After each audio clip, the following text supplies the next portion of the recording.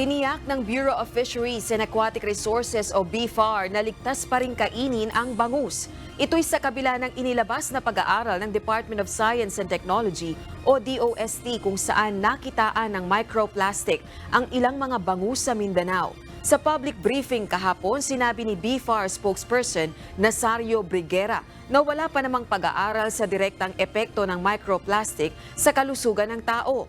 Ayon pa sa BFAR, ligtas pa rin kainin ng mga isda basta't ito ay sariwa at maayos na nailuto.